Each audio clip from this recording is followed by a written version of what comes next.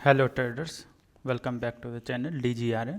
इस चैनल पे हम मार्केट एनालिसिस करते हैं और एनालिसिस आज के मार्केट में जो भी हुआ, जैसा भी रहा, उस बेसिस पे आने वाला दिन में कल जो नेक्स्ट कमिंग मार्केट डे होगा उसमें मार्केट क्या परफॉर्म करेगा, कैसा रहेगा और किस तरह से हमको उस मार्केट में प्ले करना है, किस तरह से अपना ट्रेड एग्जीक्यूट करना है, उसके लिए हम प्रिपरेशन करते हैं। तो चलिए शुरू करते हैं आज का मार्केट का थोड़ा सा बातचीत। तो सबसे पहले चार्ट पे बात करते हैं। ये 5 मिनट का चार्ट है। 5 मिनट के चार्ट पे सबसे पहले आपको बताएंगे कि आज सुबह वीकेंड मंडे की ओपनिंग हुई। मंडे का ओपनिंग आपको देखने को मिला होगा -144 पॉइंट के साथ ओपनिंग हुई थी। चलिए, ये -144 पॉइंट के साथ ओपनिंग होने के बाद ये ओपनिंग क्यों हुई, ऐसा किस लिए हुई, ये सब पर बात करते हैं। तो सबसे पहले आज सुबह खुलते ही आपका मार्केट वीकेंड बैंकिंग अर्निंग और जो आपका क्रूड ऑयल है, क्रूड ऑयल का दाम आपका पहले 85-86 चल रहा था फ्राइडे सैटरडे तक। उसके बाद वो जंप करके आपका 4 से 5 रुपया इंक्रीज कर गया, वो चला गया $90 पर बैरल। $90 पर बैरल क्यों गया है? तो अगेन US और ईरान के बीच में जो चल रहा है आपसी मतभेद, उसके वजह से चल गया। तो क्रॉस करने की वजह से ही एक तरह से देखिए कि आपका बैंकिंग का जो रिजल्ट आया और ये क्रॉस करने की वजह से ही मैसिव गैप डाउन देखने को मिला, जो कि ऑलमोस्ट आपका 190 पॉइंट पर ओपन हुआ, जो कि 144 पॉइंट डाउन था। तो रिटेलर पैनिक में थे, लोअर लेवल पर ब्रेकडाउन एक्सेप्ट कर रहे थे, पर इंस्टीट्यूशनल डेस्क क्या किया नहीं किया उस पर थोड़ा देर में डिस्कस करते हैं। तो मार्केट जो है इतना, उसके बाद 190 पे ओपन होने के बाद फिर थोड़ा सा 160 तक गया, फिर अंत में डे लो आपका लगाता है 135 के आसपास, 135 का डे लो लगाया। फिर वहाँ से 100 पॉइंट का शार्प रिकवरी देखने को मिला। 100 पॉइंट का शार्प रिकवरी के बाद और ऊपर गया आपका, तो end of the day high आपका 266 पॉइंट 24,266 तक गया। तो इतना हैवी मेजर गैप डाउन के बाद वापस से ऊपर आना, फिर वहाँ पे आके ऑलमोस्ट एक तरह से एब्जॉर्ब कर लेना इतना हैवी गैप डाउन को, और ये नेगेटिव सेंटीमेंट बनते बनते उस नेगेटिव सेंटीमेंट को भी ऑलमोस्ट गायब कर देना, और जाके आपका क्लोज हुआ है 95 पॉइंट पे। तो इसको कहते हैं कि जो एब्जॉर्ब कर लिया, गैप डाउन एब्जॉर्ब कर लिया। और ये पैटर्न बता क्या रहा है, कैसे एब्जॉर्ब हुआ, इससे क्या आने वाला दिन के लिए मार्केट का क्या होगा, तो ध्यान से समझिएगा। तो HDFC बैंक और एक्सिस बैंक का जो Q1 का नंबर के बाद बैंकिंग स्पेस में एक हैवी ड्रैग देखने को मिला। बैंक निफ्टी को देखिएगा आप चार्ट में, अभी तो हम इसका डिस्कस कर रहे हैं, आप बैंक निफ्टी को भी देख सकते हैं, उसमें भी हैवी ड्रैग देखने को मिला। उसके वजह से आपको दबाव झेला, क्योंकि बैंक निफ्टी ओपन ही हुआ है आपका 740 नेगेटिव में 740 पॉइंट के बाद। जब बैंक निफ्टी डाउन था तब ICICI बैंक और रिलायंस, हाँ, तो फिर पूरा डाउन क्यों नहीं दिया जाने दिया, एब्जॉर्ब कैसे हुआ? था ICICI bank, Reliance industry, pharma और हैवी वेट IT जो आपका है कंट्री में, वो उसमें स्ट्रॉन्ग इंस्टीट्यूशनल बाइंग देखी गई। तो इसके वजह से ही आपका ये जो निफ्टी है, ये आपका जो 144 पॉइंट का नेगेटिव होने के बावजूद भी उसका नेगेटिविटी को एब्जॉर्ब करने में आपका जो रोल निभाया, वो बैंकिंग में आपका जो नेगेटिव ले जाने के लिए आपका HDFC रोल निभाया, एक्सिस बैंक निभाया है। तो बैंकिंग भी नीचे जा रहा था, लेकिन इस नेगेटिव सेंटीमेंट को बचाने के लिए आपका आगे बढ़ के चढ़ के आया ICICI बैंक, रिलायंस इंडस्ट्री का क्वार्टर का आपका एनालिसिस का वीडियो पड़ा हुआ अच्छा आया था, तो वो आपका एब्जॉर्ब कर लिया। फार्मा कर लिया, IT कंपनी कर लिया, बड़े बड़े इंडिया के जो IT कंपनी है वो, इसमें इंस्टीट्यूशनल बाइंग देखा गया। रिटेलर तो पैनिक हो ही चुके थे, 144 पॉइंट का गैप डाउन, छोटा मोटा गैप डाउन नहीं, अच्छा खासा नेगेटिव सेंटीमेंट क्रिएट करने के लिए बहुत इम्पैक्ट दे सकता है, और आपको देखिएगा बियरिश में ले जा सकता था मार्केट, लेकिन नहीं ले गया ग्लोब। उसके बाद आपका ग्लोबल न्यूज आ जाइए। ग्लोबल न्यूज में ये हो गया कि जो आपका US ईरान का कंटिन्यू ही है, जो कहानी चल रहा है उसमें वो कंटिन्यूटी की वजह से आपका चला गया 90 रुपया पर बैरल, $90 पर बैरल, $90 पर बैरल चला गया, तो वो भी एक नेगेटिव सेंटीमेंट है।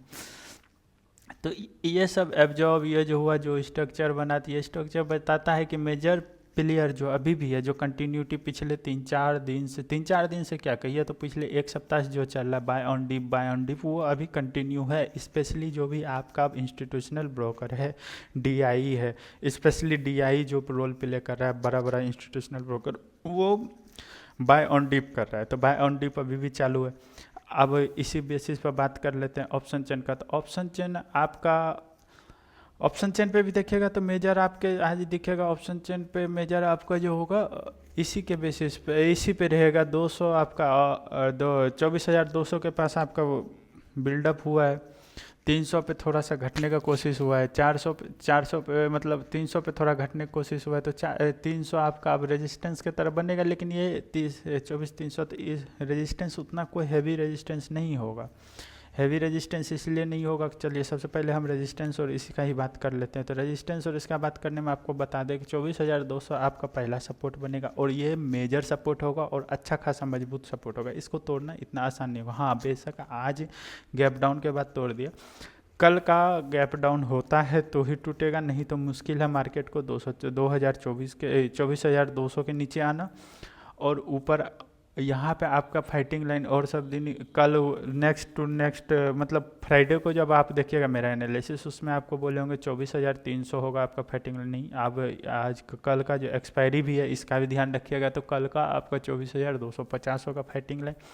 ऊपर आपका रेजिस्टेंस 24,400, 24,500 और मेरे ख्याल से यदि 24,300 को क्रॉस करता है तो 24,500 के लिए रास्ता खुल जाएगा, जो कि कल हो सकता है।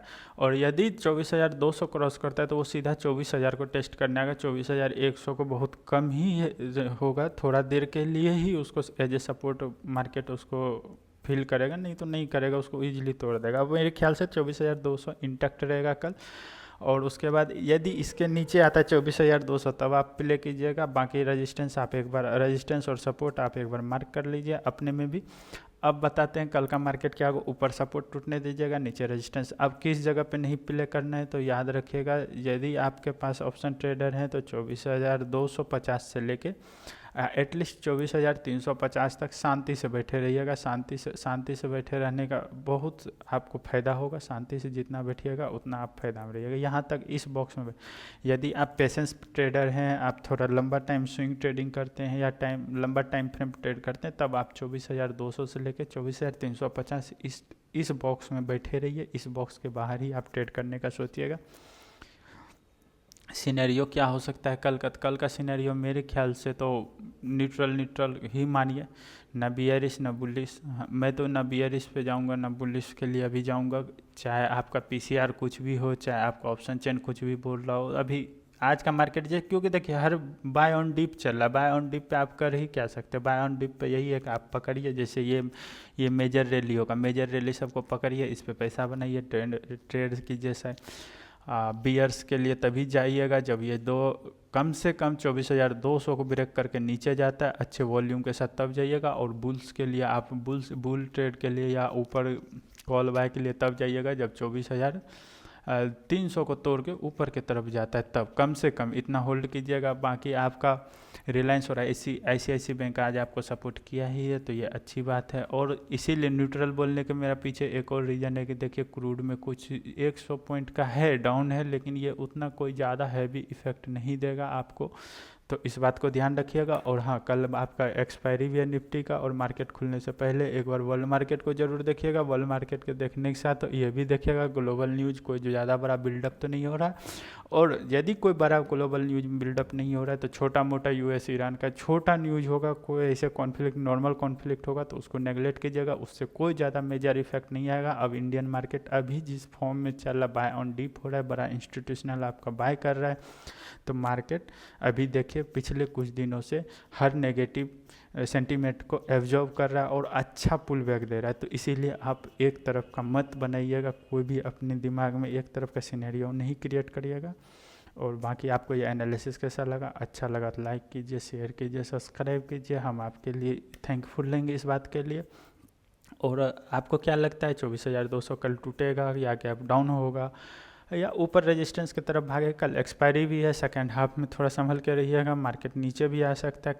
करेक्शन के लिए मतलब कल हो सकता है गैप डाउन होकर करेक्शन लेने आए, कल हो सकता है प्रॉफिट बुकिंग चले, ये सब होगा, वॉलेटिलिटी होगा। और कल का मार्केट में अच्छा वॉलेटिलिटी होगा, तो इस बात को ध्यान रखते हुए बाकी वाले मार्केट को देखिएगा। Thank you, have a nice day, God bless you, happy trading.